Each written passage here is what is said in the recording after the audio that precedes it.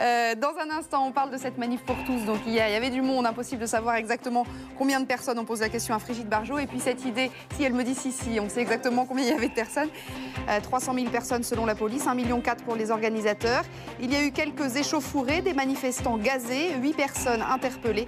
Le texte arrive la semaine prochaine au Sénat. Victoire très courte pour l'UMP dans la deuxième circonscription de l'Oise. Jean-François Mancel l'emporte, mais d'à peine 800 voix sur la candidate FN. Le PS avait été sorti dès le premier tour. Pour la droite, si le Front National monte, c'est à cause de la politique de la gauche que les Français rejettent de plus en plus. Et on reparle donc de ce mariage pour tous, dernière ligne droite législative en tout cas, puisque le texte arrive au Sénat la semaine prochaine. Bonjour Brigitte Bardot. Bonjour. Alors vous me disiez que si vous aviez les chiffres. Mais oui, ils sont incontestables cette fois-ci. Nous n'avons pas marché, nous nous sommes stockés. Et d'ailleurs, je tiens ici à remercier publiquement tous ces gens qui sont restés pendant plus de 6 heures dans le froid, entre, on voit un peu les images, je suis contente, entre l'Arche de la Fraternité, c'est le vrai nom de l'Arche de la Défense, l'Arc de Triomphe. Il a fallu ouvrir l'avenue Foch entièrement pleine et l'avenue Carnot. Toutes les avenues autour étaient pleines. C'est-à-dire que on le a ministère dépassé de l'Intérieur... largement plus d'1 million. Et quand on dit 400 000, moi je suis en dessous. Voilà, je voulais annoncer 2 millions. Le ministère de l'Intérieur, comme vous d'ailleurs, n'aviez pas anticipé une telle affluence, parce qu'eux prévoyaient plutôt entre 100 et 200 000. Enfin... Vous n'étiez pas... je crois que ce chiffre de 100 000 donc, qu'ils annonçaient, ils avaient les mêmes indicateurs. Non, mais vous-même, vous avez été surprise du monde qu'il y avait hier ou pas? Oui, nous, on savait quand même que la mobilisation était forte en région, parce qu'on avait des suppléments de réservation de train. On a doublé les nombres de TGV, des rames privatisées. On avait plus 30% de covoiturage et à peu près des cars dans les mêmes... à peu près 1000 cars. Voilà. Donc ça, on savait qu'en région, ça mobilisait. On ne savait pas trop comment l'Île-de-France se comporterait. Elle est venue. Voilà. Alors, ils viennent de plus en plus et ce n'est pas les mêmes que le 13 janvier. Donc, si vous voulez, mis bout à bout, 13 janvier, nous, on dit qu'on était au-delà de 800 000, 1 million. Là, on est largement au-dessus d'1 million. On est à plus de 2-3 millions, presque, si vous prenez encore le 17 novembre, les manifs en région, qui continuent de se mobiliser. Ça, c'est incontestable que ce dossier mobilise. Moi, je voulais avoir votre avis sur cette histoire de lacrymo. On a vu qu'il y avait des manifestants qui avaient été gazés. Manuel Valls, ce matin, à la radio, dit il est hors de question qu'on s'excuse. Ce sont des gens qui ont essayé de passer sur les Champs-Élysées. C'était interdit.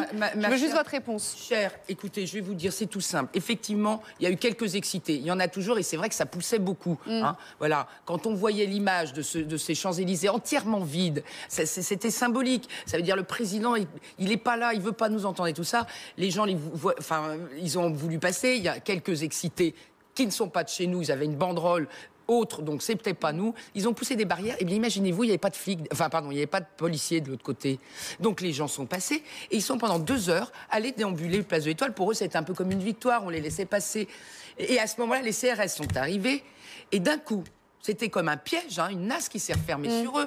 D'un coup, ils les ont poussés violemment et ils les ont gazés. Nos volontaires, ils ont immédiatement fait rentrer, se sont pris les lacrymos aussi. Écoutez, Manuel Valls dit que vous avez été débordés. Mais arrêtons 1 400 000 personnes, si on avait été débordés, je vous assure que ça aurait fait autrement que les quelques... Après, sur les champs, les échauffourées, ça, c'était plus nous. C'était... La manif était dispersée. Donc. La suite, c'est quoi? Donc, le texte... Il faut que Non, mais les mots ont un sens, monsieur le ministre de l'Intérieur. Débordé.